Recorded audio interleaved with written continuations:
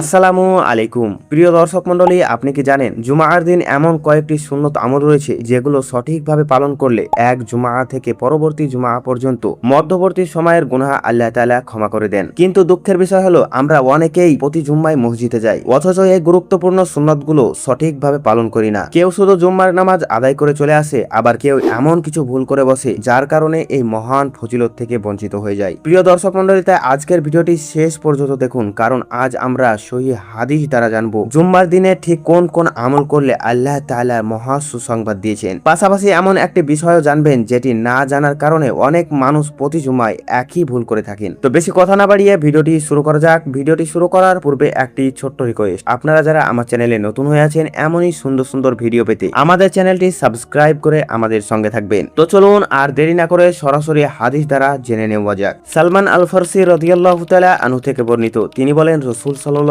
আলাইহি ওয়াসাল্লাম বলেছেন, যে ব্যক্তি জুমার দিন গোসল করে এবং যথাসম্ভব উত্তম রূপে পবিত্রতা অর্জন করে, অতঃপর সে তেল মেখে নেয় অথবা সুগন্ধি ব্যবহার করে, এরপর মসজিদে যায়, দুজনের মধ্যে জোর করে ফাঁকা করে না এবং তার জন্য নির্ধারিত পরিমাণ নামাজ আদায় করে, আর ইমাম যখন খুতবার জন্য বের হন তখন চুপ থাকে, তার এই জুমা এবং পরবর্তী জুমা মধ্যবর্তী সময়ের গুনাহ ক্ষমা করে দেওয়া হয়। প্রিয় দর্শক মণ্ডলী, জুম্মার দিনে আমাদেরকে যে কাজগুলি করতে হবে সেগুলি হলো: 1 নাম্বার, উত্তম রূপে গোসল করতে হবে। 2 নাম্বার, সুগন্ধি ব্যবহার করতে হবে। 3 নাম্বার, খুতবা শুরু হওয়ার আগে নির্ধারিত পরিমাণ নামাজ আদায় করতে হবে। 4 নাম্বার, দুজনের মাঝখানে জোর করে ফাঁক করে বসা যাবে না, যেখানে জায়গা পাওয়া যায় সেখানেই বসতে হবে। 5 নাম্বার, খুতবা শুরু হলে কোনো কথা না বলে মনোযোগ দিয়ে খুতবা শুনতে হবে। কেউ যদি এইসব আমল যথাযথভাবে পালন করে তাহলে এক জুমা থেকে পরবর্তী জুমা পর্যন্ত মধ্যবর্তী সময়ের সাগিরা গুনাহ আল্লাহ তাআলা ক্ষমা করে দেন। তবে মনে রাখতে হবে, মদ পান, ব্যভিচার, মানুষের হক নষ্ট করা ইত্যাদি কাবিরা গুনাহ শুধু এই আমলের মাধ্যমে মাফ হবে না। এগুলো মাফ করাতে হলে